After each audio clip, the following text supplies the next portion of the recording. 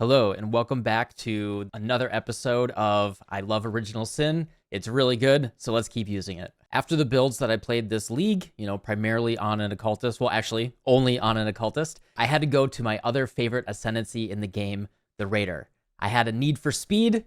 If you want to have fun in Path of Exile, at least for me, she is the go-to class. I wanted to stack Frenzy Charges. I got a Frenzy Charge stacking relic, and I wanted to just go fast. That was my only plan. And then I also just wanted to keep seeing what I could do with Original Sin, Expedition's End, and Heat Shiver. There's a very good chance that it won't be in the game after this league. Just fair warning, I spent quite a bit of money on this build. This is not a budget league starter build or anything like that whatsoever. However, compared to other similar builds, it does do a lot of damage, have more quality of life, and is more resilient than other equivalent Frostblades builds, particularly Frostblade Raider builds. I have put this build together in a way that I am very comfortable with. This is a build that I made entirely for myself, for my taste. This is basically an expression of what I feel is like the platonic ideal of what I like to go for in the game. If you have enjoyed playing my other Raider builds, primarily Elemental Hit or Cast on Crit Arc, you'll know kind of the direction that I went with in this build, focusing on speed and damage, but not entirely skimping on quality of life. I don't like builds that are 100% paper and fall over. I like builds that feel really good to play, but also allow mechanical expression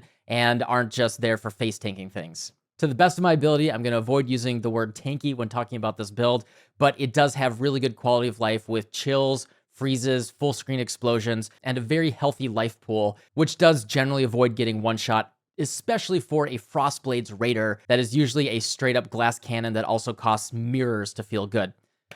So without further ado, let's start talking about this build. Foolish maven, come to feed me, a champion. Death is meaningless.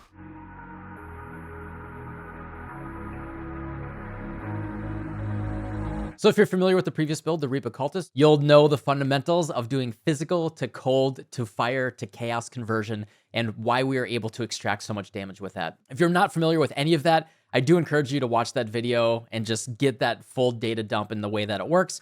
But the short of it is what we're doing is we made a physical base claw. And then by using Frostblades as well as the cold conversion mastery, we have 100% physical to cold conversion.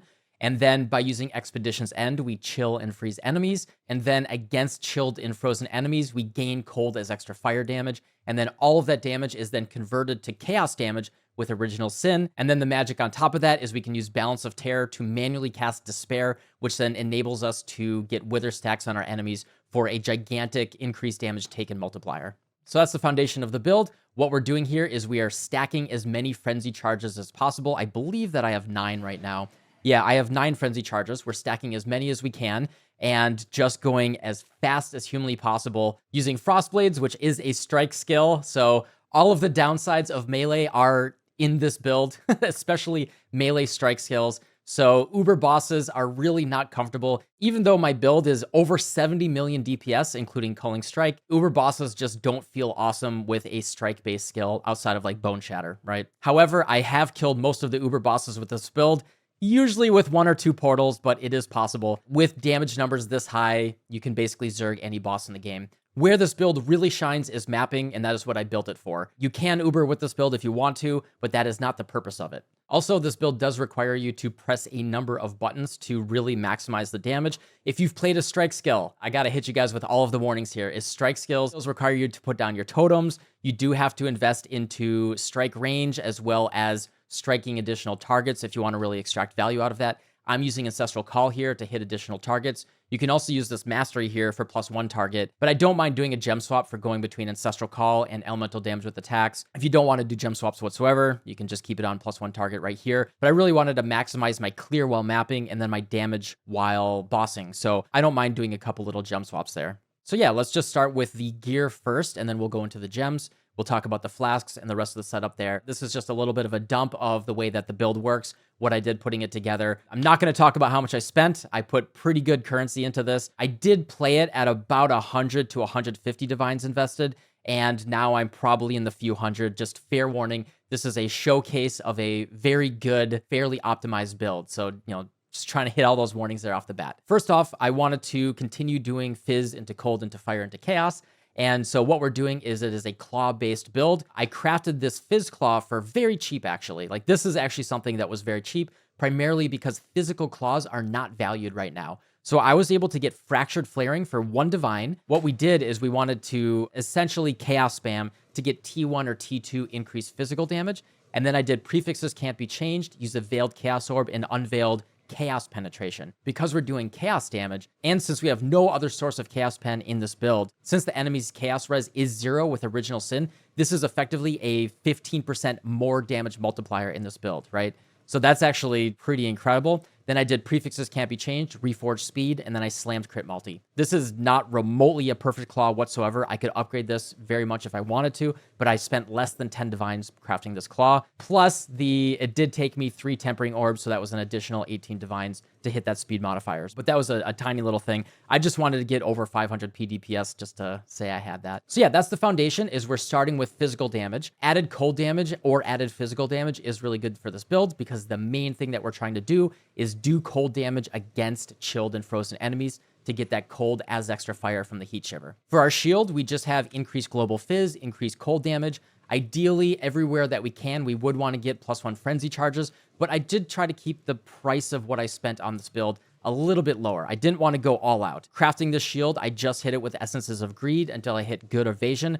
Prefixes Can't Be Changed. Use a Veiled Chaos Orb, double damage while focused. I'm using focus on my left click, so 30% of the time, I have 20% chance to deal double damage. So when I'm focused, if we take a look under the configuration right now, you'll see that it goes up to 89 million DPS with focus, counting Culling Strike. And then just the on hit, it gives me 13 million more DPS. So, 30% of the time I get 13 million more DPS. So if you average that out, that's about 4 million DPS just from that focus modifier. I did get this ring for an absolute steal at 20 divines. And then I just hit this with essences until I ended up with this crafted non-channeling skills minus mana cost, and I'm good to go. +1 frenzy charge ring would be better, or you could go for our precursors with damage per frenzy, attack speed frenzy, anything like that would be really good for the build. But I really value just overall quality of life. So I do tend to go for rare rings that are just really nice. Anything like this would be a really good ring to get. These Hands of the High Templar, I bought these for 5 divines, +1 frenzy charge, attack speed, socketed gems, and attack crit. One of the hardest things with this build is actually maxing out a critical strike chance. That's a thing that you're going to have to pay a lot of attention to as you're kind of sorting through your POB. You want to get that 100% crit chance. And then just recognize that that is when Assassin's Mark is up, right? So I'm only at 91% crit chance without Assassin's Mark. So just know that while you're mapping, you're not always at 100% crit. What I like to do is turn off Assassin's Mark and then even turn off my Diamond Flask and see what my crit chance is actually at. And then also check without power charges, right? Without power charges, I'm only at 57%. Then I go to 74. Then I turn on Assassin's Mark, goes to 85, and then turn on my Diamond Flask, and that's how I get to 100%. So it's good to recognize when your damage might be spiky and not super reliable. So always be aware, like if you want more consistent damage, you could just use a diamond ring. But this build just overall does so much damage, and it's so fast right now that even if I'm only sitting at 90% crit chance, when I'm mapping, that's all the time. And then bosses, I have Assassin's Mark, so it's always 100%. So yeah, really good Hands of the High Templar. Mandatory mods to me are attack crit chance and +1 frenzy charge. You could also go for rare gloves that have crit chance on the implicit. If you want to go for warlord gloves, you can do +1 strike, you can do culling strike, you can do attack speed, stuff like that on rare gloves, which would also be really good. But I got these for 5 divines, easy peasy right there. My belt is just a Stygian with life, chaos damage, strength, and res, nothing special there. Corrupted Blood Jewel with phasing. I did on the Raider here, I did go for full fun nodes. Since we are doing pure chaos damage, Avatar of the Veil is actually really bad for us. You could buy Avatar of the Chase or Avatar of the Slaughter Forbidden Jewels, which are a little bit on the cheaper side, and then just take Quartz Infusion if you want to do that. That's something that I was thinking about doing. These are my boots that are actually just straight up leftover, unchanged from my previous build. Onslaught on kill does absolutely nothing. I always have Onslaught, but it has really good life, really good movement speed and res, and I'm happy with that. Perfect boots would probably be Elevated Tailwind, Elevated Elusive, Elevated Onslaught, the regular fancy boots, with also Spell Suppression on a suffix. But as you can see, I'm pretty tight on my reses right now already, and with 85% res on these boots, that's going to be really tough to make up if I try to craft rare boots. So I'm perfectly happy with just using these. This character is absolutely fast as hell, as you can see. I don't need any more speed. This is how fast this character is. It's ridiculous. You don't need, I don't know. I didn't need more than this. I'm at like 80 million DPS with everything up. But if you want to go for Tailwind Onslaught Elusive Boots, the traditional, you absolutely could do that. Kind of fun, unique thing that I did with this build is we're using All's Uprising with the Hatred Reservation. And this is actually a very, very cheap amulet. What this allows me to do is use Hatred as well as Haste, and you can replace Haste with Grace or Determination if you want to. This just gives me Hatred for free. Since I'm stacking so much Reservation and so many auras on this build, that actually ends up being very, very valuable for us. Ashes of the Stars might technically be better. Since this was a 1 divine amulet, and I get life on it on top of that, as well as nice dexterity, which gives me accuracy and evasion, I do really value this amulet, and I'm a big fan of it. And then we're anointing Corruption. Since we're doing chaos damage, we want to make that Wither a lot stronger. This is just an incredible damage boost for us. It is best in slot by far. Nothing is even close. I'm just reusing my helmet from my previous build, max life, power charge with Herald of Purity. I'm sure there is better alternative stuff, replace that max life with Socketed Reservation or anything like that, but I'm perfectly happy with this helmet. And since we do go for power charges on this build in addition to our frenzy charges, because like I said, crit chance is fundamental, just having more power charges is actually really good for us. So that is all the gear. Now let's talk about the gems. So we're using Anomalous Frostblades. We like this because it gives us +2 projectiles. As I said earlier, Frostblades has an inherent 60% physical to cold damage. We can use Wild Strike with pure choosing cold if you want to, or you could use Flicker Strike and go for a Watcher's Eye that has full conversion as well. But the big thing is we want full fizz to cold conversion in this build. I did test Flicker Strike, and if you like Flicker Strike, you can just drop in Flicker Strike, and it works very well in this build as well. We're using Anomalous Inspiration for more crit chance and minus mana cost. Unfortunately, I double corrupted it, and I lost some crit chance there, but no big deal. We're using Nightblade. If you know anything about Nightblade, when you have Elusive, you'll get ridiculous amount of crit multi. You get nice base crit chance as well. The way that it works is when your Elusive is up, you get way more value. As it ticks down, the value that you get out of Nightblade from Elusive is not as much, and we can't reset that anymore with Withering Step. That got nerfed this patch, but it's still good enough. I don't really worry about it. Nightblade is still best in slot by a lot. And then we have a gem swap. So when I'm clearing and when I'm mapping, I use Awakened Ancestral Call to be able to target more additional enemies. It helps a ton when you're clearing. If you've never used a strike skill before, they are very finicky. It is a pure melee skill. Oh, the other nice thing about Frostblades is it has +22 melee strike range, so it gives it some really good range there. Other ones like Wild Strike, you basically have to be touching the enemy. So there's the melee strike range,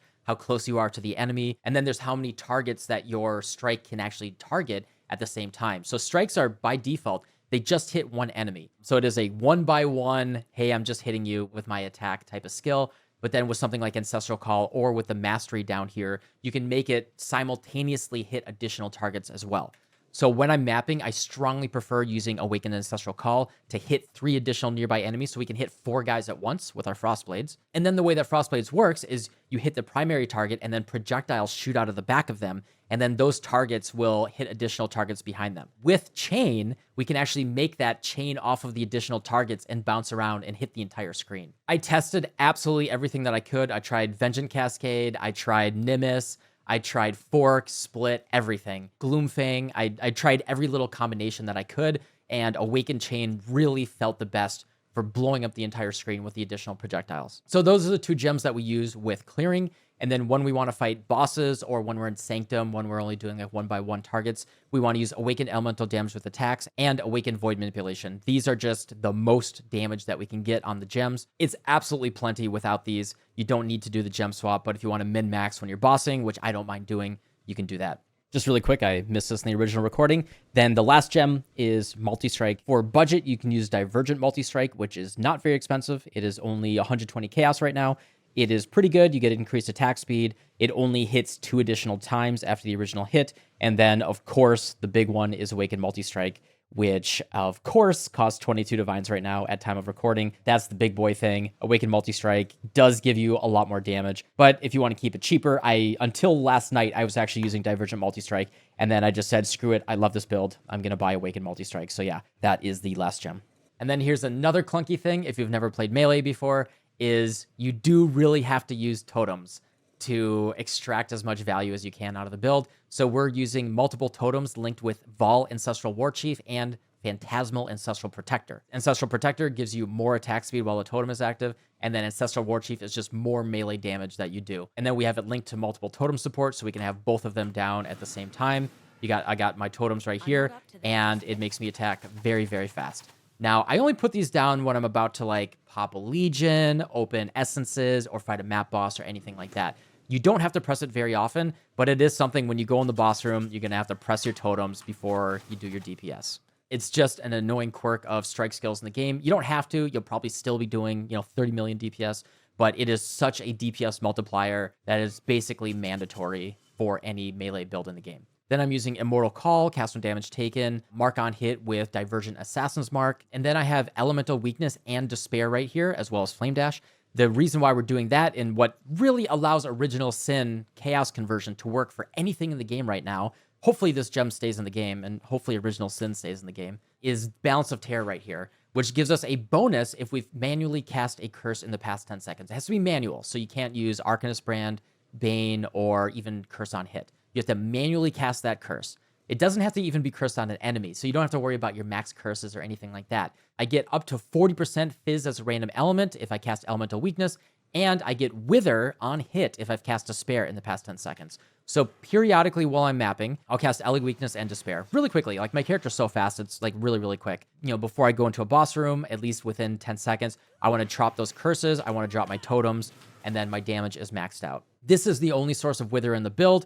We are attacking so quickly. When all of our buffs are up, we're attacking like 12 times a second. So, 1.3 seconds, we're at max Wither stacks. That's basically very, very reliable. And then since we're doing Fizz to Element to Chaos Conversion, the Elemental Weakness, Fizz's extra element is really good for us. Even better would be Balance of Terror that has 3 mods, that has crit multi if you've cast Enfeeble recently. But I honestly don't even have the gem sockets for it. You could do like a weapon swap and then cast Enfeeble as well if you want to fully min-max. But I actually have so much crit multi in this build, 728, that another 30 is like 1.5 million DPS. On top of 89 million, it's like, who cares, right? And I don't want to worry about a weapon swap, more gem sockets, etc. So yeah, that's why I have Despair and Ele Weakness is, before I'm going to fight Essence monsters, pop a big rare, fight a boss or anything like that, I just make sure I cast those curses and then, within 10 seconds, they're dead anyway, right? So that is a kind of a fiddly thing. If you want to, you could use Withering Step and just use that as like your, quick little get some Wither stacks. But I find Withering Step, kind of obnoxious, so I don't really bother with that. Flame Dash, Whirling Blades. Whirling Blades is not even linked to faster attacks. This character is so fast that faster attacks is like negligible amount of attack speed. I was able to drop that gem link. It wasn't necessary whatsoever. In terms of auras, we're using a lot. You can see we're using both Fizz and more cold damage are really good for us. And then since we're using All's Uprising, we can actually link Arrogant Support for 20% aura effect on our Hatred here. So Hatred gets even stronger, and there's actually no downside since it costs actually nothing, which is pretty cool. All right, that's all of our gems. In terms of flasks, if you didn't see the Progenesis video that I made last week, I am in love with this flask. It will take any character that's usually a little squishy once in a while and just make it significantly tankier, especially since we have so much life on hit from having an Imperial Claw, as well as having a ton of leech with Feed the Fury right here. We're actually able to like leech through and get life on hit pretty consistently through any Progenesis damage, which is really nice. Taste of Hate, since we're doing Fizz to Cold. This also gives us Fizz taken as Cold, which is nice little defensive layer. I'm using a Jade Flask. Even without Grace, with a Jade Flask, I have 76% evasion. This is actually pretty awesome. Having 18,700 evasion without running Grace is pretty sweet because we just have so much dexterity in this build and we have so much increased evasion just from the nodes that we take on the passive tree. If I run Grace, you absolutely can if you want to. You can drop haste, run Grace. Build will still be faster than most other builds that you played in the game. You can get over 90% evasion, which will feel really good. And you could also use Ghost Dance, get a little bit more energy shield if you wanted to do that. Diamond Flask with critical strike chance. This is absolutely critical for the build to feel good. In fact, I should probably roll this up for T1 critical strike chance. Normally, a build like this would run like Feral's Fur or even a Hunter Body Armor with increased critical strike chance. We really struggle to get enough crit chance here in this build because of the mandatory uniques that kind of go into it. So we do everything that we can to get power charges, run a very strong Diamond Flask, and get that crit chance up as much as possible. And then a Quicksilver Flask with attack speed on it, not movement speed. Since we run around so fast and our primary mobility really is with Whirling Blades, I do encourage for a flask that basically looks exactly like this. In terms of the passive tree, if you've ever seen a Frenzy Charge stacking Raider, Not much here will be very surprising to you. This is a very traditional tree, although I did make a couple choices that kind of maximize it for what I want to go for here. So one thing that I did do is instead of going around the outside around here, I did go straight up. Ballistics is actually really good for us. Additional projectile speed and projectile damage really makes our clear a lot cleaner. I do strongly recommend going through ballistics or finding some sort of source of projectile speed. I'm using intuitive leap right here, just really good, of course, to get a ton of value, save a lot of passive points. You'll notice that I took a couple of these life dangler nodes right here. I just really like the aesthetics of having over 5k life on like a glass cannon Frenzy Charge stacking Raider. That's the main reason why I really went all out. You 100% could open up PoB, find where some more damage is, take another medium cluster jewel. If you want to go all out on a damage, you can do that. Like I've said, I very much value quality of life, and that's why I try to balance it. For my large cluster jewels, I have a Feed the Fury, Martial Prowess, Fuel the Fight, traditional, leech life, leech mana, and just get a little bit more attack speed and accuracy. Since crit chance is such a struggle, we go for Basics of Pain and pressure points right here. Like I said, Balance of Terror. My Watcher's Eye is really nice. This did cost me, I believe, 40 divines. The most important thing on this Watcher's Eye is the critical strike chance. The flat cold damage is really good for us, but that's what made it cost a lot. You can get just a crit chance for like 9 divines, I believe. So that's the most fundamental, important part. You don't need the flat cold damage, but that is basically the best second mod you can get. Like I said earlier, optional here is Strike Skills, Attack Additional Enemy. You don't have to do a gem swap with Ancestral Call, but I would rather hit 4 targets than 2 and do a gem swap, and that's just my own preference there. Maxing our Frenzy Charge value right there. General jewels are going to be Global Fizz, Crit Multi, Stats, Max Life, anything like that. Global Fizz, increased cold damage. I do have a 45% crit multi-jewel right here. Since people don't care about melee, I only bought this for, I think, like 80 chaos. People just don't value melee very much because it is, you know, kind of a quirky, uncomfortable play style for some people. So you might be able to find some jewels for really, really cheap as well. This one, Strength and Intelligence, is kind of tough to get on this build. You know, some stats there is really good. And then a really good thing here is an Impossible Escape for Lethe Shade. Lethe Shade gives us a ton of value. Claws of Falcon, accuracy rating, 40 crit multi, fire and cold damage increased right here, which is really good. The minus res does nothing, of course, because we're doing chaos damage, and their res can't be changed. And then Written Blood is just really good value as well. This is a unique thing that I am proud of that I found the other night. I was just doing a lot of exploration and what was possible in the large cluster jewels here.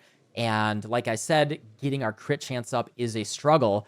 And I found this node, which is really cool. I don't think I've ever seen anyone value it before, which is Wind Up. We get 15 crit multi, but we also get 10% chance to gain a power charge on non-critical strikes. So when we're mapping around and we're in that uncomfortable zone, we might be at like 75% crit chance. 75% of the time, 10% of that, 7.5% of the time, we will still be able to generate power charges as we're mapping around. And I'm very consistently seeing myself at like 2 to 3 power charges, like very reliably as I'm mapping. And that makes a very big difference, actually, for just consistency of damage and clear. And that kind of like bootstraps the Assassin's Mark as well, which then will consistently give us a little bit more. It really smooths out the critical strike chance as we're mapping. And I thought this was a really neat node that I wanted to call out. And then as well as Smite the Weak, because as I showed in the POB, we have so much crit multi in the build that increased damage actually proportionally gives us more than most crit multi.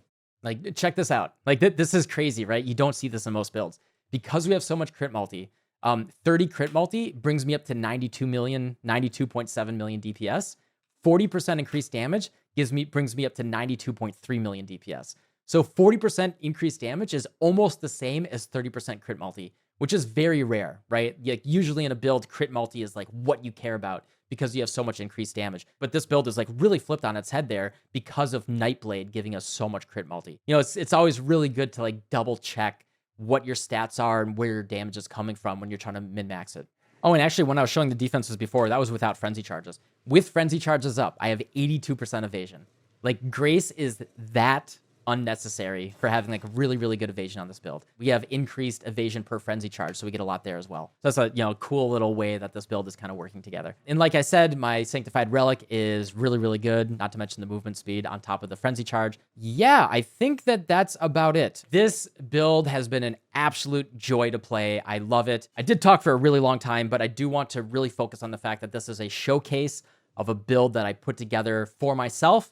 To me, this is the most fun that I've had in the game in a while, actually. Really enjoyed doing stuff with the Bane Occultist and Hexboom and everything, but when it comes down to it, I want a build that is just blasting around, blowing stuff up, hitting monsters, and There's just something special about a Raider to me. You know, I recognize this is a very expensive build. I just wanted to show you guys something really cool that I did. You absolutely can play this with less investment, but it will be a little less comfortable. This could be something fun for you guys to shoot for in the back half of the league. I'm really loving this build, and honestly very happy that I dismantled the previous build and put this one together, and I'm very happy to have this as like, this is, I think, for myself, my real build of the league. I am absolutely in love with it, and I probably will just keep this put together and play it the rest of the league. So anyway, thanks for watching. I hope you guys are enjoying the rest of your league, and I'll see y'all tomorrow. Goodbye.